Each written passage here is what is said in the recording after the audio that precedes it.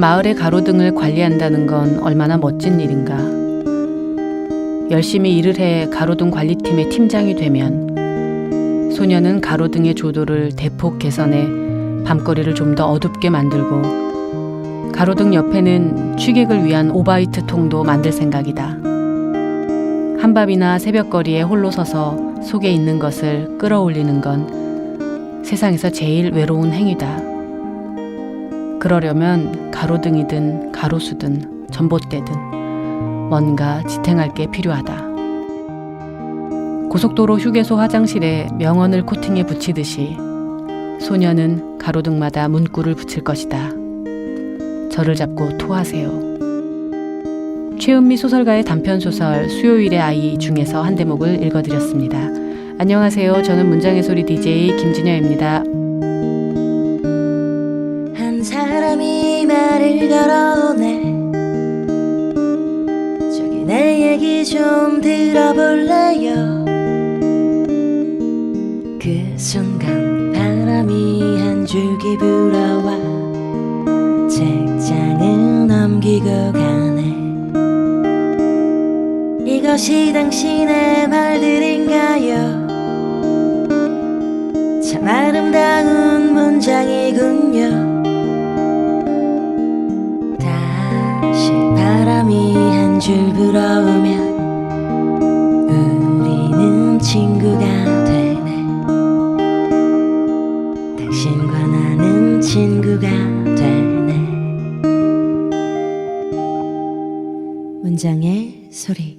오늘 작가의 방에는 올 가장 뜨거웠던 시기에 네 번째 시집을 출간하신 시인을 모셨는데요. 신용목 시인 자리해 주셨습니다. 안녕하세요. 네, 안녕하세요. 네, 문장의 소리 자주 방문 안 하셨다는 얘기를 조금 전에 나눠서 몇 번째 출연이신지 기억한? 세 번째. 자주 아닌가요? 세 번째. 아, 그런가요? 아, 그 시집이 나올 때마다 문장의 소리에 나와 주셨던가요? 아니면 다른 행사로? 네, 그 전후로 나왔던 것 그죠. 같아요. 네. 아, 역시 또 새로운 시집으로 이 자리에 모셨는데요. 제목이 어떻게 되는지 이 자리에 오신 소회와 뭐 이런 것들을 문장의 소리 청취자분들께 인사드리면서 말씀해 주시면 고맙겠습니다. 불러주셔서 감사합니다. 이번에 네 번째 시집을 냈는데요. 누군가가 누군가를 부르면 내가 돌아보았다라는 제목으로 한 70편 가량을 묵게 되었습니다. 아무튼 뭐 많이 모자라지만 네. 뭐 이렇게 자주 출연해서 놓고 이렇게 부끄러운 티를 내시고 그래서 셀프 홍보는 역시 네. 부끄럽죠. 너무 잘 청취자분들이 아시겠지만 신용목 시인에 대해서 간단히 소개를 드릴게요. 2000년 작가세계 신인상을 통해서 등단 활동을 시작하신 후에 시집으로 그 바람을 다 걸어야 한다. 바람의 100만 번째 어금니, 아무날의 도시, 누군가가 누군가를 부르면 내가 돌아왔다. 이렇게 총 4권의 시집을 내시고 산문집으로 우리는 이렇게 살겠지 출간하셨는데 그 시집을 내실 때마다 뭐 그 시집으로 다 상을 받으신 건 아니지만 어쨌든 시장문학상, 노장문학상, 현대시 작품상 등등 많은 수상 경력도 있으신 인기 작가 님이시잖아요. 그렇죠. 네 번째 시집이 나온 게 세 번째 시집 이후 한 5년만. 네, 5년 정도 지났습니다. 네, 70편이라는 이 시집에 수록된 시의 편수도 그 시간의 길이하고 비례하는 건가요? 아마도 그렇겠죠. 시집에 묶는 시치고는 조금 많은 편인 거 아닌가요? 아닌가? 그런가요? 그러니까 요즘에 좀 볼륨을 다 얇게 하시지 않나 싶기도 하고. 제가 또 세태를 모르고 욕심쟁이. 아니 그냥 제 제가 맘대로. 읽으면서 그 생각을 했어요.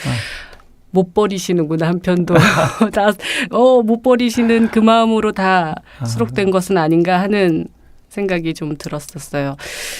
어떠세요? 매번 시집이 나올 때마다 느낌이 어떠신지 좀 다를 것 같은데.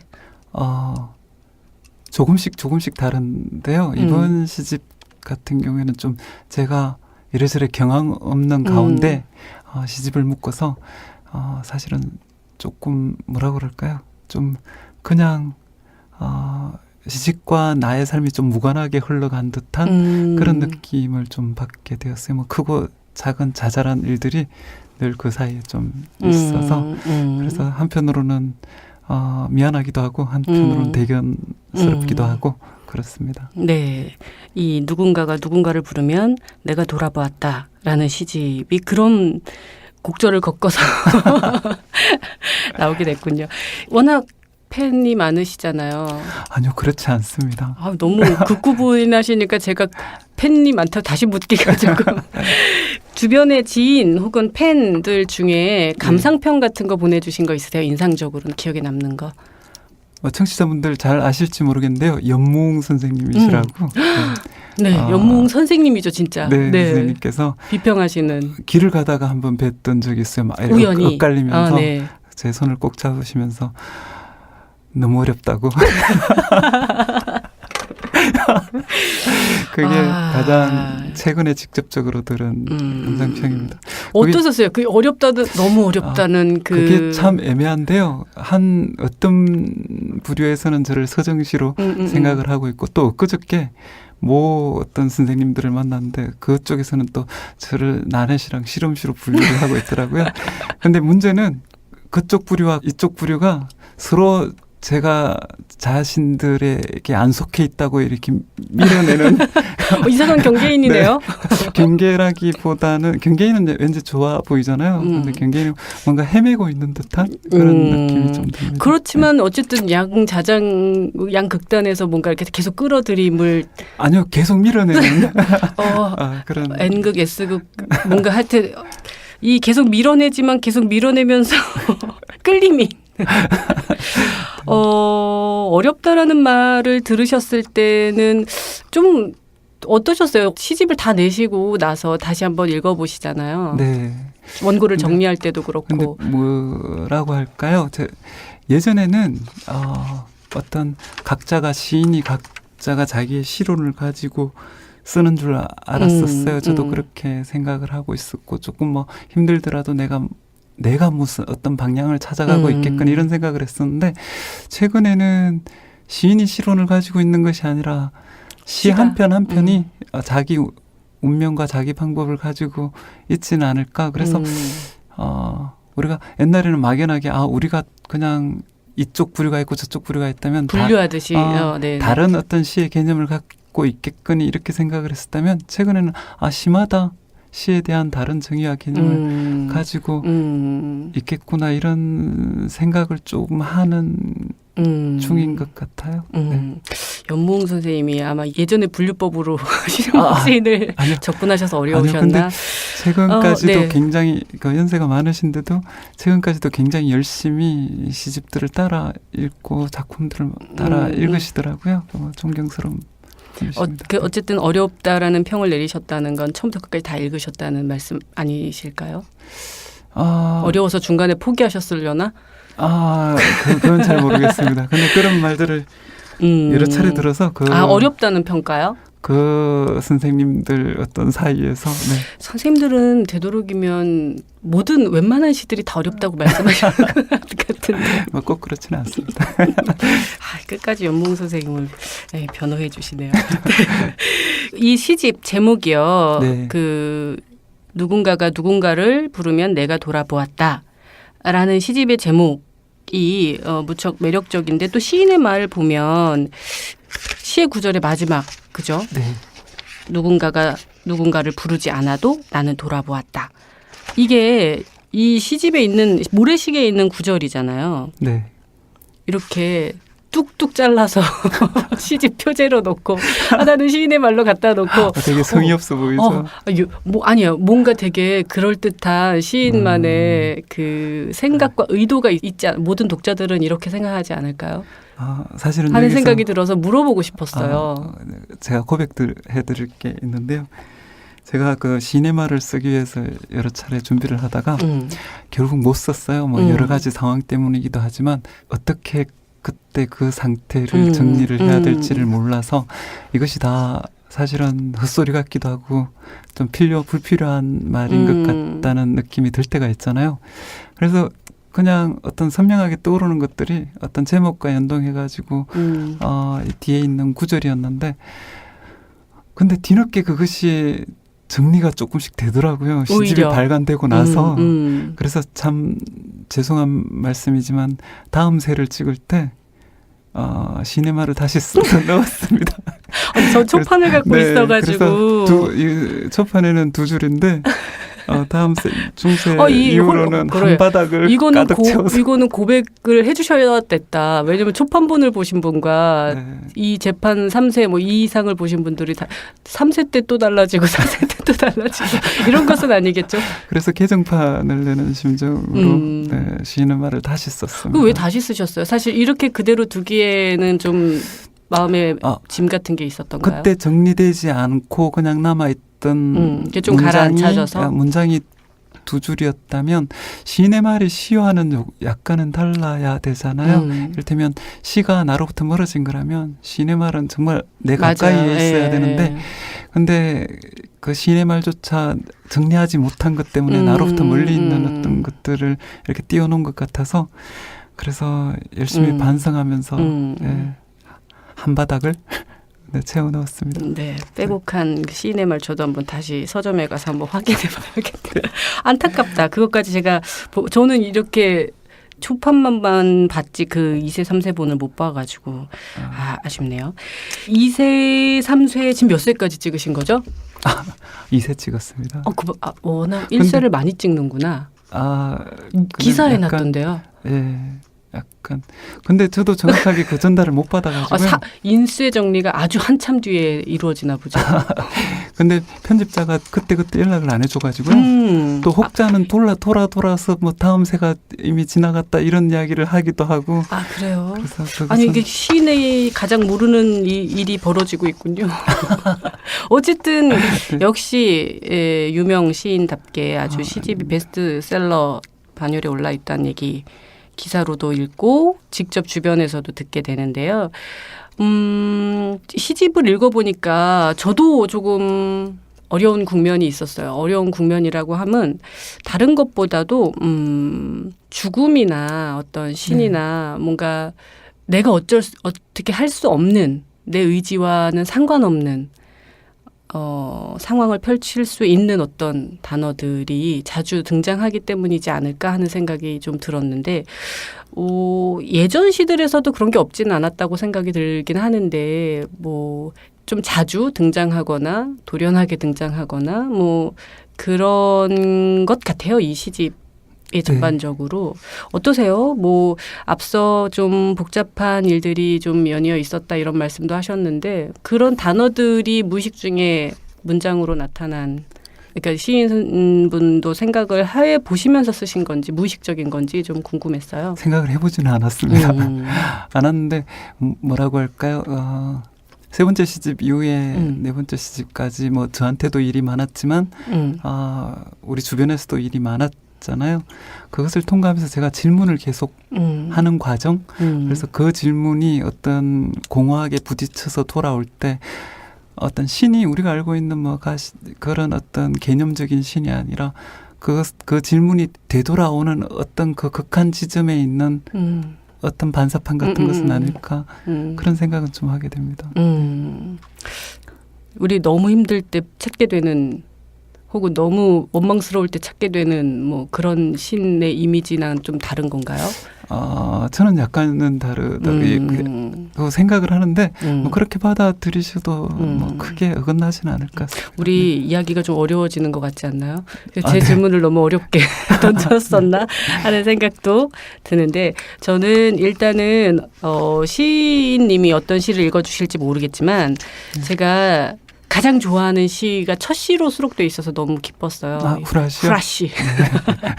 제가 시 가르치는 수업에서도 이 시는 꼭 소개하고 이런 시를 쓰거라 막 이러면서 소개했던 시였는데 이렇게 시집에서 첫 장에서 보게 되니까 너무 반갑더라고요. 앞서 그런 말씀하셨는데 시들이 근데 조금씩 편편히 다 결이 조금씩 다른 것 같아요. 네, 그렇겠죠. 그때 상황이 다르니까. 네. 네. 네. 그래서 일단은 시인님의 목소리로 시 한 편을 좀 듣고 시집에 대한 이야기를 좀 더 나눠볼까 하는데 어떤 시를 먼저 청취자분들께 읽어주시렵니까? 그렇다면 후라시를. 후라시. 이거 너무 저를 위한 것처럼 저 혼자 또 오해하잖아요. 그렇게 오해를 해주세요. 오해하는 심정으로 충분히 오해하면서 듣겠습니다. 네, 후라시 들어볼게요. 후라시. 동그라미는 왼쪽으로 태어납니까? 오른쪽으로 태어납니까? 왼쪽으로 태어난 동그라미의 고향은 오른쪽입니까? 어디서부터 오른쪽은 시작됩니까?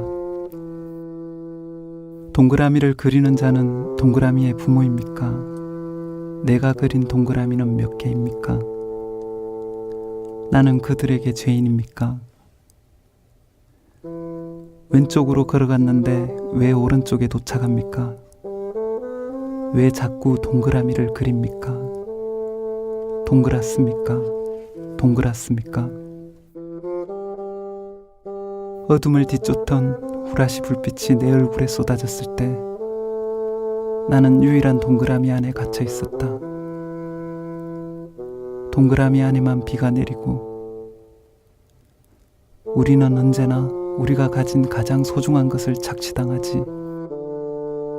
너는 혼자였고 나는 가난했어. 무엇보다도 우린 젊어서 온통 늙어가지. 그러나 어둠은 한 번도 잡히지 않았다. 후라시를 켤 때마다 보란듯이 불빛 그 바깥에 가 있었네. 동그라미 안에만 비가 내리고 나는 간신히 외치기 시작했어. 비 내리는 밤이 있다는 것은 아직 우리의 슬픔이 젊기 때문이다. 다음 날부터 태양은 구정물통에 담긴 접시처럼 유일한 하늘에 떠 있었다. 다음 날부터 나는 깨뜨릴 수 있는 동그라미와 깨뜨릴 수 없는 동그라미에 대해 생각했지만 우리가 만났던 밤은 아직 젊었고 어떤 비도 슬픔을 씻기지 못하고 너는 혼자였고 나는 가난했지. 동그라미 안으로 쓱 들어온 손이 내 턱을 치켜 올렸을 때 내 얼굴은 이미 깨져 있었다. 네, 잘 들었습니다. 혼자 또 오해하며 막 혼자 마구마구 속으로 기뻐하며 후라시 다시 들었는데요. 제가 눈으로만 읽을 때와 또 시인의 목소리로 직접 들을 때와 좀 다른 느낌이네요. 눈으로 읽을 때가 더 좋았던 거죠? 뭐 그런 것도 없잖아요. 농담이고요. 제가 이 시를 지목해서 설마 이 시를 골라 읽으신 건 아니시죠? 아, 맞습니다. 아, 그렇게 단순해요. 이 성의 없음이 여기서 난다. 저는 제 선택과 제 기호가 청취자분들께도 충분히 통하지 않을까 네, 하는. 저도 그렇게 믿습니다. 네. 생각으로 저는 이 시를 선택하신 것이 아주 좋다고 생각은 하는데요. 이 시를 쓰시게 된 어떤 촉발된 계기랄까? 이런 게 있을까요? 저는 진짜 이 동그라미 안에 갇혀서 그 안에만 비가 내린다는 그 구절을 봤을 때, 진짜 내가 썼어야 되는데. 너무 뺏고 싶은 구절처럼, 너무 한 번에 확 그려졌어요. 네. 어떠셨어요? 이 시가 출발하게 된 지점 같은 것들. 금방 말씀하셨던 그 부분인 것 같아요. 늘 어딘가에 갇혀 있는 듯한 기분이 들기도 하고 늘 쫓기는 듯한 기분이 들기도 하고요. 그것이 오래전에 어떤 제 경험과 맞닥뜨리는 부분도 있지만 어둠 속에서 헤매면서 늘 뭔가가 나를 쫓아오고 그 안에서 비를 맞고 있는 어떤 어떤 특수성 속으로 들어갈 수도 있지만 그것이 사실은 우리 세대의 어떤 젊은 시절을 거쳐온 모든 사람들의 운명은 아니었을까라는 생각도 한편으로는 들고요. 그렇게 각자 자기 경험으로 좀 읽어주셨으면 하는 바람으로 제 이야기들을 좀 뒤에 감춰놓으면서 썼습니다. 지금 제 이야기를 뒤에 감춰놓으셨다고 해서 저는 사실 시야 각자 자기 멋대로 읽는 거긴 하지만 이 시를 봤을 때 신용목 시인의 어떤 제가 알긴 정말 오래되었지만 세세한 그 형과의 관계가 세세하다고 말하기는 어렵지만 제가 늘 보았던 형의 모습은 혹시 동그라미가 아닐까라는 생각을 했었거든요. 늘 뾰족함이 없이 나쁘게 말하면 이래도 흥 저래도 흥 좋게 말하면 우유부단. 아니 나쁘게 말하면 좋게 말하면 모든 것들을 포용하고 순리에 따르려고 하는 이런 태도를 늘 경험했던 것 같아요. 제가 느끼기엔. 그래서 그 안에서 오는 어떤 내적 갈등이나 고민 같은 것들이 있었나 뭐 하는 그냥 제 개인적인 해석 같은 것들이 담겨 있어서 저는 이 시를 그 잡지에서 보자마자 너무 좋아서 우와 정말 이전의 시보다 이 시가 100배 좋다 막 이런 생각이 들 정도로 그랬던 기억이 나는 시였어요. 여러분들도 한번 꼭 누군가가 누군가를 부르면 내가 돌아보았다의 첫 시를 읽어봐 주시기를 바랄게요. 시편들이 70편이지만 사실 수록된 시의 호흡들이 조금씩 다 달라서 읽는 데는 그게 막 길다 지루하다 이런 느낌이 가질 새 없이 이렇게 잘 페이지가 넘어가던데요. 어떤 시는 좀 긴 편에 속하고 또 어떤 시는 아주 한 문장 2줄 정도로 시의 본문 제목과 본문이 구성되어 있기도 하고 시의 길이나 호흡 같은 것들이 조금 편편마다 확실히 자유로운 측면이 있는 것 같아요. 시인께서 생각하는 시의 완성됨 뭔가 문장의 길이나 호흡과는 상관없는 것이겠죠. 그런 부분들을 좀 질문 드리고 싶네요. 제가 세 번째 시집과 네 이건 번째 구성 작가님이 우리 꼭 질문 주신 거라서 한번 꼭 드리고 싶었어요. 저도. 그러면 최선을 다해서. 네, 이 작가님에 대한 예의로. 제가 세 번째 시집과 네 번째 시집 사이에서 가장 많이 달라진 게 세 번째 시집에서는 형식적인 측면에 제가 굉장히 강박 같은 것을 가지고 있었어요. 다른데 제가 강박이 없다 보니까 시를 쓸 때 뭐 행의 길이라든가 심지어 띄었을 때 한 글자는 한각이고 띄어쓰기는 반각이잖아요. 그것까지 다 세면서 시를 쓰기도 했었거든요. 진짜 그 좀 강박에 가깝네요, 정말. 네. 그런 게 있어서 길이가 안 맞아서 단어를 바꾸고 막 이런 이 정도의 어떤 것들을 갖고 있었는데 조금 전에 제가 시를 대하는 태도가 조금 달라졌다고 했듯이 그 연장선일 수도 있을 것 같아요. 어느 순간 제가 그걸 놓게 되더라고요. 놓으면서 그냥 시 한 편을 완성을 해야 되겠다 이런 생각보다는 내가 나한테 왔던 어떤 순간들을 잘 표현해야 되겠다라는 생각이 들었어요. 그 순간을 활자로 바꿔놓는 것, 언어로 바꿔놓는 것, 이것이 내가 할 수 있는 일이고 나의 작업이라는 생각이 들었던 것 같아요. 그래서 조금 장광설처럼 이어지기도 하고 어떤 시는 한두 줄로 이렇게 끝나기도 하고 그런 편들이 생겨난 것은 아닐까. 예.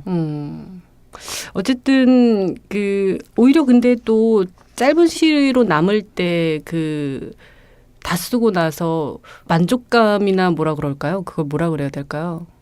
좀 아쉬움도 있고 아쉬움 같은 문장을 더 보태고 싶은 마음 같은 게 있지도 그렇죠. 않을까 하는 생각도 해봤는데 짧은 시 쓰는 게 사실 조금 더 어려우니까요. 네, 아니요 그런 생각들은 늘 고민이죠. 긴 시를 쓰고 나서는 조금 너무 긴 거 아닐까? 너무 짧은 건 아닐까? 그런데 적절한 그게 접점이 참. 네, 그걸 놓아 보내주는 것, 네, 그 과정에 대한 뭐라고 해야 될까요? 어느 순간 이 시의 몫으로 돌려 세우는 것. 퇴고를 많이 하시는 스타일이세요? 예전에는 엄청나게 했죠. 근데 지금 이번에 시집은 좀 덜한 편인가요? 뭐 퇴고를 많이 한 시편도 있긴 한데요. 조금 프라시 같은 경우는 전혀 토시아는 안 바뀐 것 같은데요. 네, 뭐 퇴고를 많이 아무튼 네 예전에 비해서는 그 퇴고가 굉장히 줄어든 편입니다. 뭔가 형식으로부터 자유로워지려고 하는 것. 글쎄요. 뭔가 성숙되어 가는 걸까요? 내면이? 아니면 노숙되어 가는 뭘까? 아무래도 좀 다들 그러지 않아요? 젊어서는 조금 더 형식적인 측면에 뭐 미적인 측면에 그건 무의식적인 것 같기도 하고. 근데 나이가 들수록 그런 부분들이 크게 중요하지 않아지기도 하고. 저 역시 시를 읽을 때 얼마 전에도 얘기하다가 시를 읽을 때 그런 부분보다 더 중요한 건 이런 게 아닐까 뭐 이런 이야기를 했었는데. 이건 개인적인 어떤 고민들일 텐데요.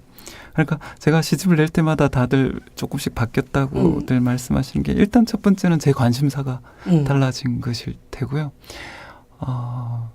세 번째 시집과 네 번째 시집을 내면서 했던 생각은 정말로 내가 시를 잘 써야지 이런 생각보다는 내가 쓰고 싶은 걸 정말 써야 되겠다라는 생각을 많이 하게 되었어요.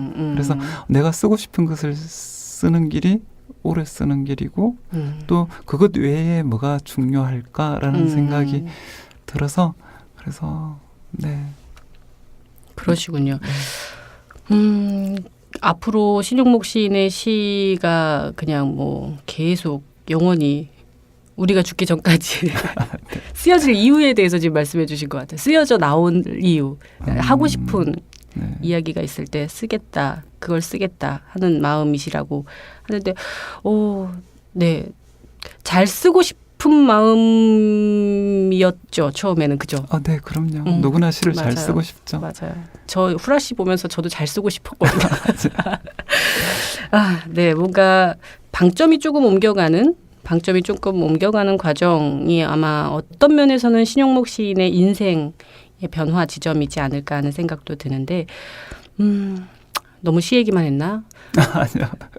더 얘기할까요? 편하게 하셔도 좋습니다. 그 시를 70여 편 쓰셨으면 사실 되게 여기 수록된 것만 70여 편인 거고 더 많잖아요. 네. 그 거의 시와 너무 친하게 지내시는 것 같긴 한데, 시 쓰지 않는 시간에 주로 뭐 하세요? 예전에 우리 술도 참 많이 마시고 그랬는데, 네. 나이가 드니까 술자리, 전 부산으로 이사 간 이후로 그러게요. 혼자 마셔요. 너무 슬퍼졌어요. 그래서 심지어 주소도 자꾸 바뀌어가지고. 네. 저 네. 무슨 주거지가 좀 안정되었으면 좋겠는데, 저도 끊임없이 앞으로도 이사를 다닐 예정이라 큰일 났어요. 그냥 예전하고 똑같은 것 같아요. 저는 멍하니 있는 거 좋아하고요. 그냥 가만히 있습니다. 아무것도 하지 않고. 네. 주로 안 그렇습니다. 늙는 비결이구나. 네. 가만히 있어. 주로. 표정의 변화가 원래 늙지 않으려면 웃지도 울지도 않고 이게 여기 가만히 있어야 되거든요. 보톡스 효과라고. 보톡스 효과. 말씀 그렇게 하시지만 사실 그 많은 분들이 시 쓰시는 뭐 소설 쓰시는 분들도 대부분 그러시지만 시 쓰는 것, 글 쓰는 과정 이외에 뭘 하시냐면 그냥 가만히 있다고 하시더라고요. 가만히 뭘 하며 있으세요? 예를 들어서 차 마시는 걸 좋아한다. 담배 피는 걸 좋아한다. 뭐 여러 기타 등등이 있잖아요. 담배는 3년 전 끊었고요. 역시 네, 젊음의 비결이 또 거기 안에 숨겨져 있었군요. 술은 뭐 가끔씩 마시는데요. 뭐 다음 시간에 초대될 그 신철규 시인하고도 가끔씩 만나서 술을 마시고. 근데 이렇게 뭐라 그럴까요? 그나마 조금 건강하게 사는 이유가 정말 좋아하는 사람들을 만나서 그런 것은 아닐까라는 생각은 듭니다. 네. 시 쓰지 않는 시간에는 좋아하는 사람을 만나서 아주 약간의 알코올, 약간의 수다, 약간 아닌가요? 약간은 아닌 것 같은데 뭐 아무튼 뭐 가끔 과도한 건 괜찮지 않을까요? 그게 시님의 취미가 궁금하다고 구성 작가님이 써주셨는데 그냥 뭐 사람 만나고 술 마시는 걸로 정리하죠. 네, 진짜 그런 거 없으세요? 뭐 벽에 가까운 뭐 이런 거? 가구 옮기는 것? 진짜요? 네, 집안의 가구 배치를 자주 바꾸세요? 제가 그래 이런 얘기 흥미롭다. 제 마음대로 뭔가가 배치되어 있어야지 뭔가 일을 시작할 수 있어요. 그러니까 이게 핑계거리인지 모르겠어요. 홍보를 써야 되는데 저 가구가 저기 있기 때문에 마음이 안 잡히는 거예요. 가구를 옮기면서 뭔가 다시. 네. 근데 저도 약간 성격이 뭐가 눈에 거슬리면 그거를 그 자리에서 빨리 하지 않으면 다음이 나가질 못해요. 네. 혹시 글 쓰실 때 중간부터 쓰시지 못하시는 거 아니세요? 어떻게 글을 중간부터 쓰죠? 제 말이 그 말이죠. 저는 처음부터 써야지 쫙 내려가거든요. 네. 근데 중간 끝 뭐 이렇게 다 해서 쓰시는 분들도 꽤 있더라고요. 그러니까 천재들인가 보다 그분들은. 그런 것 같아요. 근데 가구를 내 마음대로 옮기는 재미로. 네. 근데 한 사흘씩 걸리더라고요. 뭐 책 뺐다가 책 꽂았다가 뭐 이렇게 책장을 옮겼는데 사이즈가 안 맞고 뭐 그러니까. 지금의 가구 배치 어떠세요? 지금 집의 가구 배치. 지금은 현재로서는 만족하고 있습니다. 네. 뭔가 이렇게 시작할 때 좋은 환경이군요. 네. 그리고 뭐 심지어는 집을 바꿔볼까 뭐 이런 고민도 많이 하고요. 공간에 대한. 시인님은 주소지가 안 바뀐 지 되게 오래되지 않았나요? 아니요. 최근에 바뀌었어요. 그래요? 네. 근데 또 제가 자주 다녀보니까 저는 좀 괜찮아요. 저는 이사에 대한 두려움이나 공포가 별로 없는데 이렇게 책을 보내주실 경우에 보내주시는 분들이 계속 2번 수고를 하셔가지고 네. 그게 조금 민망하고 죄송스러운 거 빼고는 주소록을 관리하는 출판사나 기관이 있잖아요. 그런데 빨리빨리 조치를 보냈는데 반영이 안 됐기도 하고 어느 순간 너무 자주 가니까 좀 네, 하여튼 그 공간이 되게 중요한가 봐요. 형 그 시인님의 작업에 있어서. 네. 제 눈에 뭐가 어떻게 보이고 이런 것들에 조금 예민한 편이에요. 네. 아무튼 그렇군요. 이 뭐 작업실이라고 할까? 집이라는 공간을 가보질 못했기 때문에 어떤 공간에서 어떻게 펼쳐져 있는지 궁금한. 횡한 거 아니야? 횡은 아무것도 없는데 가고 혼자 책상만 의자만 옮기는 거 아니야? 궁금하네요. 공간에 크게 영향을 받는다 말씀하신 신영목 시인의 시 한 편 더 들어보려고 해요. 어떤 시를 낭독을 하면 좋을까요? 2번째 시도 제가 골라드려야 되나? 네. 골라주시면. 그거 어떨까요? 성의 없는 시인의 말과 표제가 들어있는 모래시계? 모래시계 어떨까요? 네, 모래시계 낭독하겠습니다. 아마도 이 시를 읽으시면 왜 시집의 제목이 되었을까? 왜 시인의 말의 한 부분이 되었을까? 뭐 이런 것도 조금 청취자분들이 짐작하실 것 같아서 네. 들어볼게요. 모래시계. 잤던 잠을 또 잤다. 모래처럼 하얗게 쏟아지는 잠이었다. 누구의 이름이든 부르면 그가 나타날 것 같은 모래밭이었다. 잠은 어떻게 그 많은 모래를 다 옮겨왔을까? 멀리서부터 모래를 털며 걸어오는 사람을 보았다. 모래로 부서지는 이름을 보았다. 가까워지면 누가 누군지 알 수 없었다. 누군가의 해변이 끝없이 펼쳐져 있었다. 잤던 잠을 또 잤다. 꿨던 꿈을 또 꾸며 파도 소리를 듣고 있었다. 파도는 언제부터 내 몸의 모래를 다 가져갔을까? 누군가가 누군가를 부르면 내가 돌아봤다. 누군가가 누군가를 부르지 않아도 나는 돌아보았다.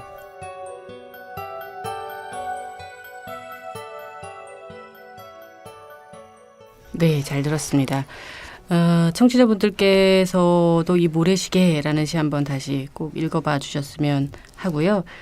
이 시를 읽어주신 이유에 대해서 제가 여쭤보진 않을게요. 제 임의로 골랐으니까. 앞으로의 계획도 궁금해요. 물론 시집이 한여름에 나와서 얼마 되지 않아서 뭐 지금은 좀 몸과 마음이 더 편한 상태이지 않을까요? 조금은 어떠세요? 앞으로의 계획이나 뭐 활동 계획 뭐 이런 거 여쭤보고 싶네요. 일단 계획은 늘 없었고요. 무계획. 네, 없었고요. 조금 뭐든 아마 저든 아니면 제 주변이든 뭐 어떤 것들이든 좀 무사했으면 하는 바람입니다. 워낙 고개만 들면 다른 일들이 그러게 있어서요. 말이에요. 네. 하루도 조용한 뉴스가 없네요. 그리고 뉴스가 너무 많은 시기여서. 이 말씀을 문장의 소리 청취자분들께 하는 말씀으로 남길까요? 네. 네, 모두 무사한 나날이 시기를 신영목 시인께서 기원해 주셨습니다. 오늘 자리해 주셔서 감사하고요. 누군가가 누군가를 부르면 내가 돌아보았다. 이미 너무 잘 팔리고 있지만 문장의 소리 청취자분들께도 한 권씩 서재에 꽂힐 수 있는 책이기를 바랄게요. 오늘 자리해 주셔서 고맙습니다. 네, 불러주셔서 감사합니다. 네.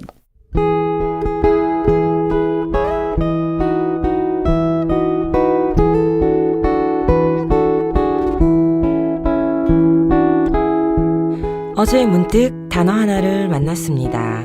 단어는 무수한 이야기와 멜로디를 싣고 오네요. 오늘은 그 멜로디를 좀 찾아드려야겠습니다. 어제의 단어, 오늘의 멜로디, 양양입니다.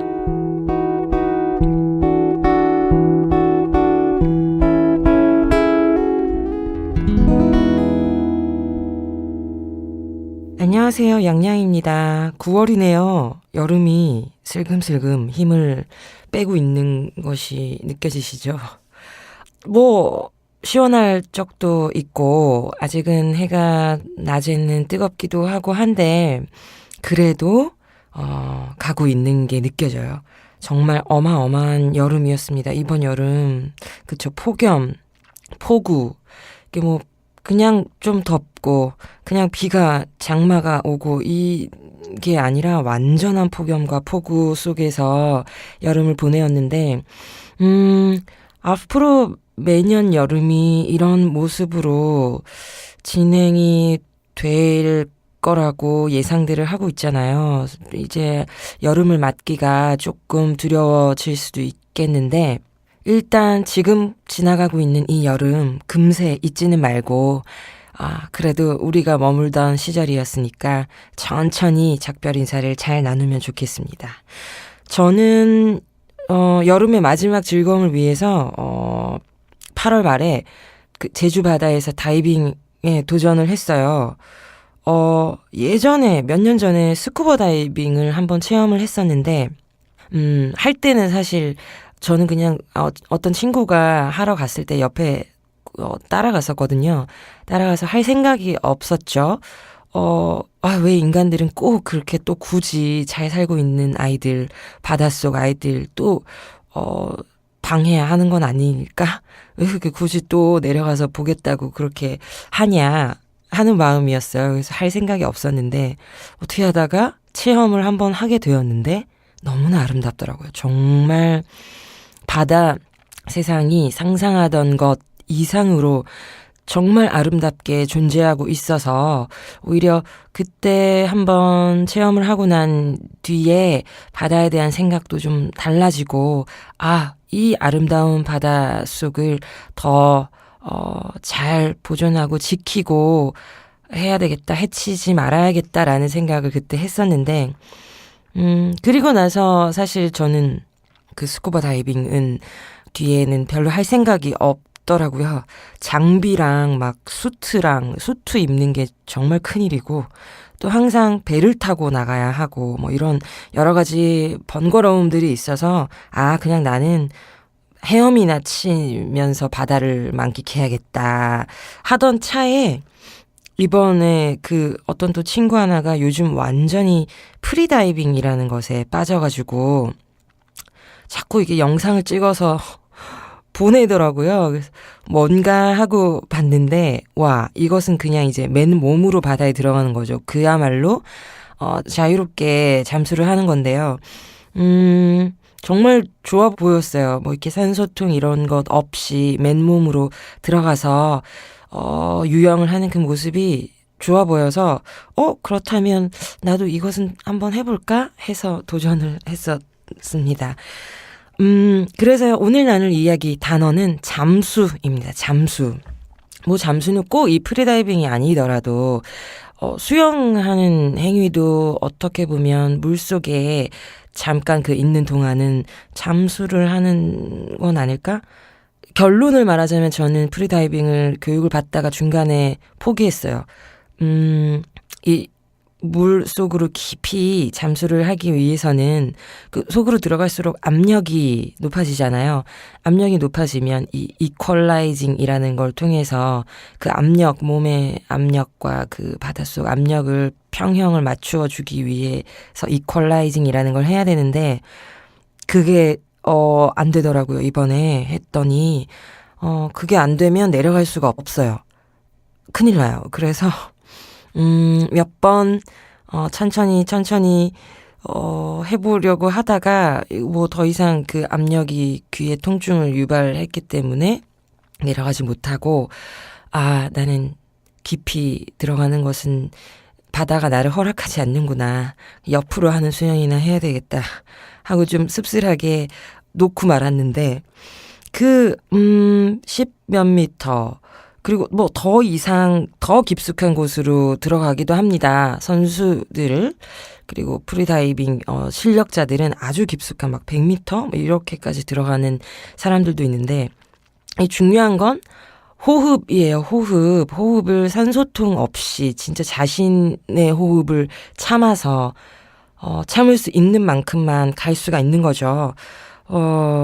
그래서 그렇게 호흡을 멈춘 상태에서 바닷속을 유영하는 그 기분이 정말로 오묘하고, 아득하다고 하더라고요. 그 내려가는 것에 성공한 이 친구가. 네, 저는 포기하고 말아서 그, 아득함을 느껴보진 못했지만, 영화, 그랑블루라는 영화 있잖아요. 보셨나? 아주 옛날 영화, 1988년에 나온 영화고, 얼마 전에 리마스터링이 돼서 새롭게 또 개봉을 했었는데, 저도 이 영화를 오래된 낡은 그 화질로 한 4번, 5번 본 것 같은데, 너무 아름답거든요. 오늘의 멜로디 첫 번째로는 그 영화 속에 흐르는 음악 한번 같이 듣고 싶어서 일단 한번 살짝 들어볼게요.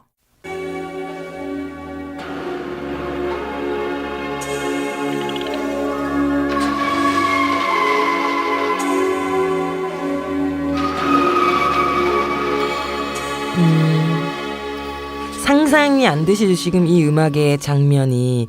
이 음악 지금에는 이 주인공이 깊은 밤에 혼자 바다로 뛰어든 거예요. 바다로 뛰어들어서 고래와 함께 수영을 합니다.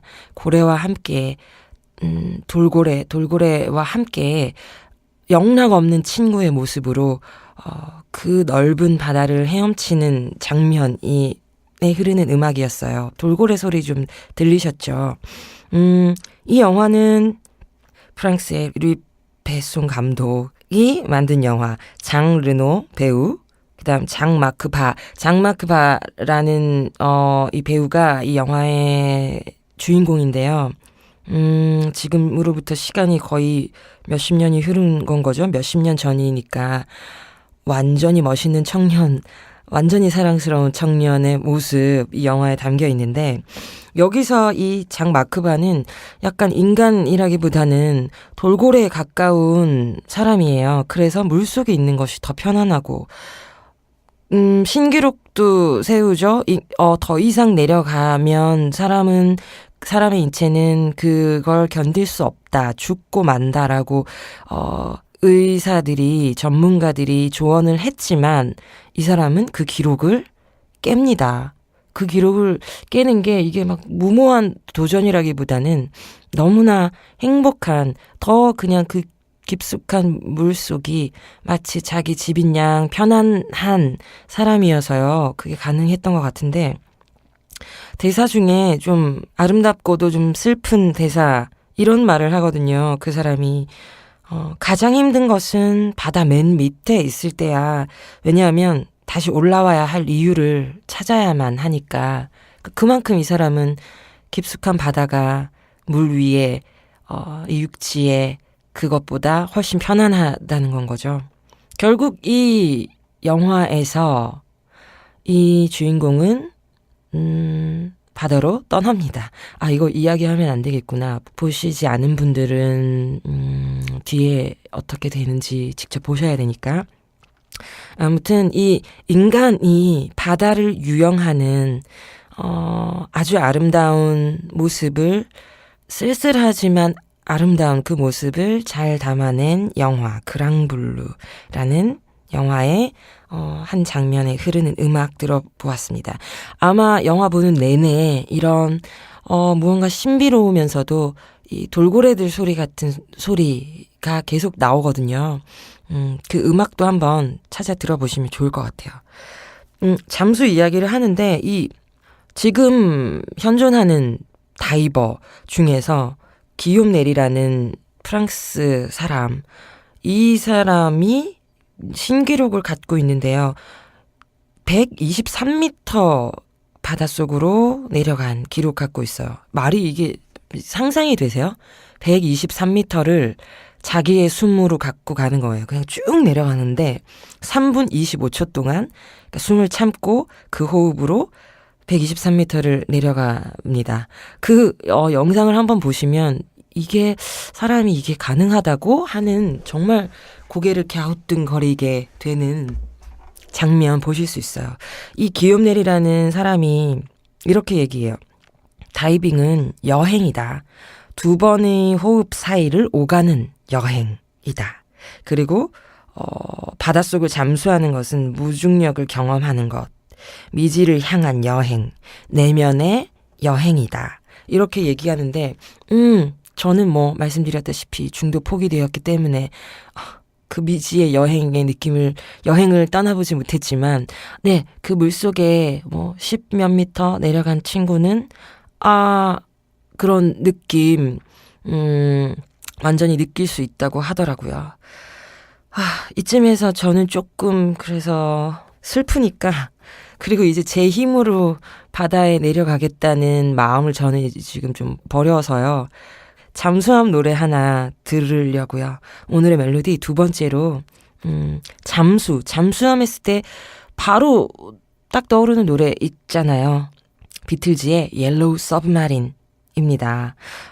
옐로우 서브마린은 비틀즈의 7집 앨범 리볼버라는 앨범 1966년에 발표된 앨범에 수록되어 있는데, 이 앨범은 이제 비틀즈가 다양한 소리의 실험들을 시작했을 시기에 발매된 음반으로, 뭐 비틀즈의 모든 앨범이 사랑받았지만 이 앨범 역시 많은 명곡들 가지고 있고요. 그중에 옐로우 서브마린도 한 곡이라고 할 수 있겠죠.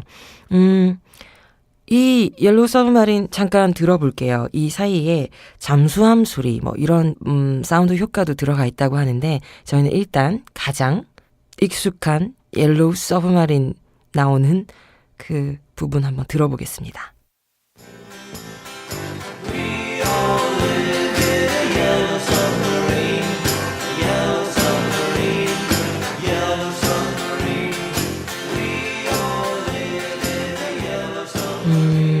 네. 이 뮤직비디오가 엄청 귀여워요. 다 노란 어떤 공간에서 이들이 한 명은 막 해적 복장 뭐 이렇게 하고 너무 귀엽게 몸을 움직이면서 노래를 부르고 있습니다. 이 노래의 가사는 유쾌해요. 유쾌합니다. 내가 태어난 마을에는 바다를 항해하는 한 남자가 있었지. 그는 우리에게 그의 삶을 이야기해줬어. 잠수함으로 가득했던 그의 삶을. 우리는 돛을 하늘 높이 피고 초록빛 바다를 찾아 나섰어. 우리는 파도 아래로 내려갔지. 우리의 노란 잠수함 안으로. 우린 모두 노란 잠수함에서 산다네. 노란 잠수함. 네, 뭐 이런 가사 담고 있습니다. 네, 뭐 자기 숨으로 내려갈 수 없다면 잠수함을 타고 내려가는 건 어떨까요? 보니까 제가 한번 경험해 보니까 이 숨을 참는다는 것이 또 굉장한 의미의 일이더라고요. 그리고 욕심 부리지 않아야 하고, 그 속에서 깊숙이 내려갔을 때 어떠한 한계 지점에 이르렀을 때 더 조금만 더 하다가는 큰일이 나는 거죠. 욕심 없이 들어가서 자기의 숨만큼 있어야 한다는 걸 바다 잠수는 알려주기도 합니다. 잠수하면 또 어떤 게 떠오르세요? 해녀 있잖아요. 해녀야말로 정말 잠수를 하는 사람인 거죠. 잠수를 해서 그 안에 있는 바다의 친구들을 채취하고 물과 함께 사는 삶이잖아요. 저희가 이 프리다이빙 교육을 받을 때 여자 3명이 있었는데 한 명이 해녀였어요. 전직 해녀. 보통 우리 해녀 생각하면 나이 드신 어른들일 거라고 생각하는데 이 친구는 젊은 해녀였어요. 30대인데 엄마가 해녀이고 이 친구도 해녀 엄마에게서 그 해녀 수업을 받고 해녀가 되어서 해녀의 삶을 살고 있었습니다. 해녀야말로 정말 그 바다에서 자기의 숨만큼 들어가서 욕심 없이 욕심 부리지 않고 들어가서 채취할 만큼 채취하고 나와야 되고, 또 다시 숨을 참고 들어갔다가 채취해서 나오고, 이런 과정을 계속해서 하는 건데요. 이 친구의 이야기를 모티브로 만들어진 동화책이 있어요. 엄마는 해녀입니다 라는 동화책인데요. 이 글을 쓴, 동화의 글을 지은 작가는 고희영이라는 작가인데요. 이 작가는 그 해녀들이 살고 있는 바다가 고향이었고, 그래서 항상 어떻게 이렇게 숨을 멈추고 오래도록 바다에 머물러 있을까 하는 그 해녀에 대한 궁금함이 영화 다큐멘터리 물숨이라는 영화를 만들게 하죠. 이 작가로 하여금. 그래서 그 해녀에 대한 이야기를 세상 어린이들에게 널리 알리는 동화책을 만들어보자 해서 글을 쓰게 되었고, 또 역시 해녀에 반해 있던 스페인 사람이에요. 스페인 작가 에바 알머슨이라는 작가를 만나서 이 에바 알머슨은 이 글에 맞는 그림을 그리게 됩니다.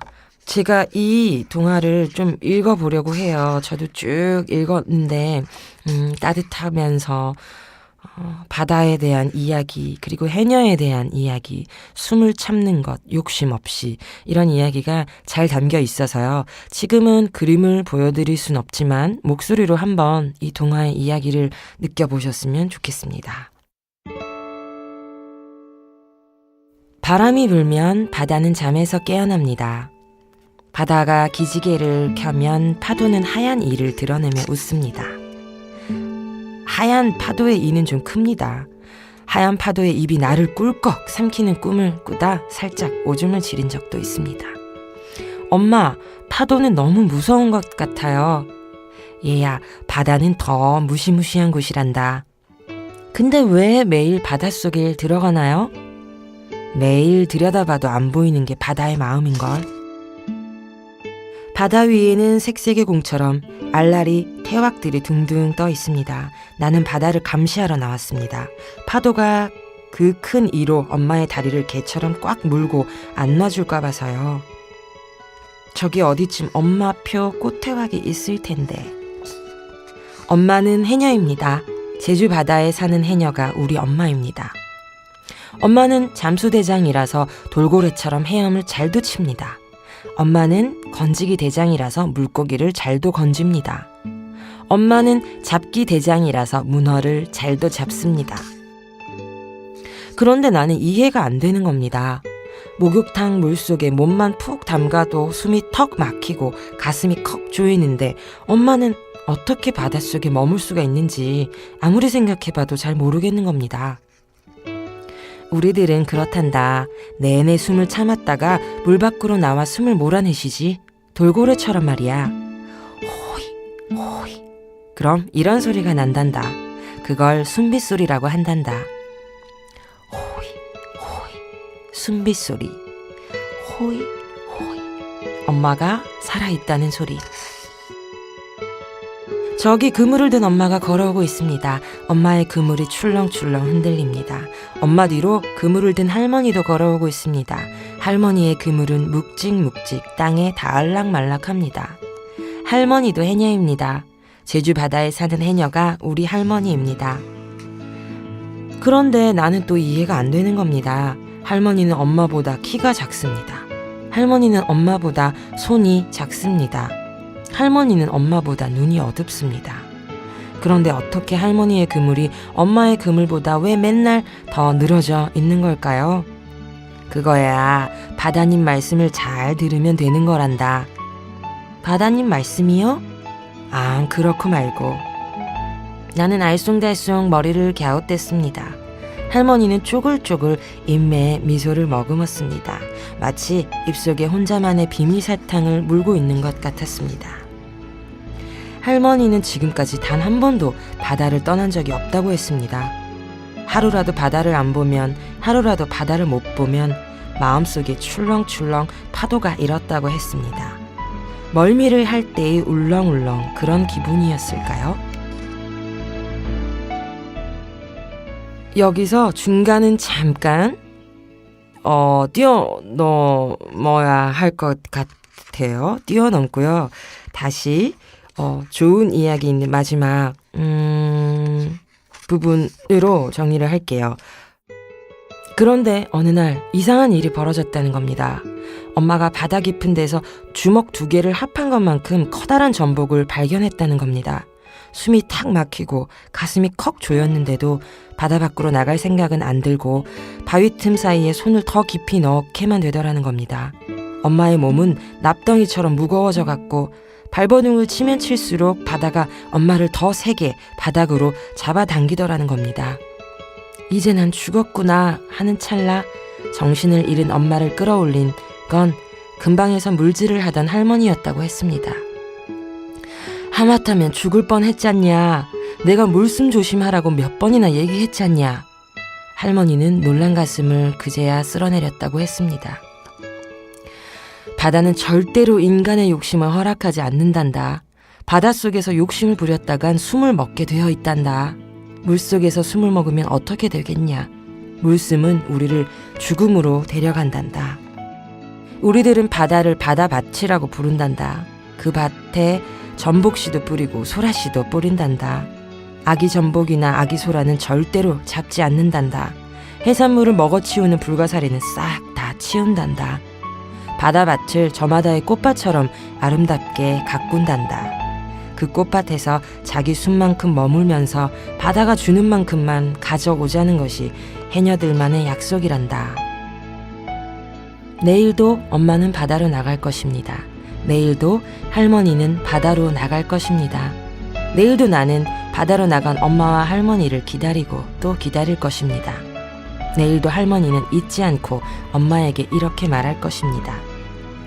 오늘 하루도 욕심내지 말고 딱 너의 숨만큼만 있다 오거라. 네, 이런 동화였습니다. 엄마는 해녀입니다 라는 제목의 동화. 많이 들려드리고 싶어서 좀 길게 읽었는데요. 기회가 되신다면 그림과 함께 감상 다시 한번 천천히 읽어보시기를 권해드려요.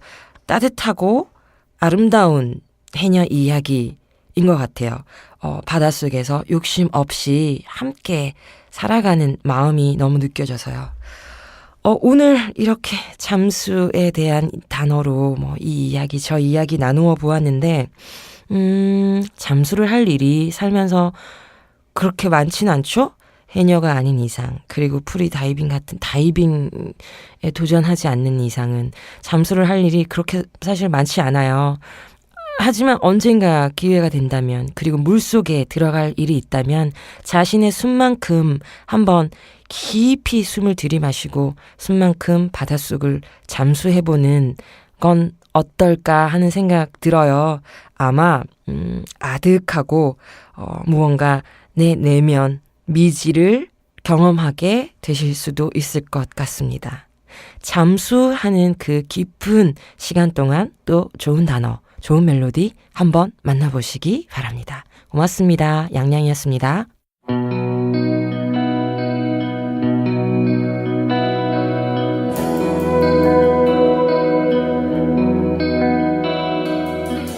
오는 9월 22일 찾아가는 문장의 소리는 제주도 종달리에서 진행합니다. 이번 공개봉송과 관련된 자세한 일정과 신청 문의는 문화예술위원회 홈페이지를 통해 확인하실 수 있습니다. 청취자분들의 많은 참여 부탁드릴게요. 오늘도 들어주신 청취자 여러분 감사합니다. 지금까지 문장의 소리 DJ 김진여였습니다.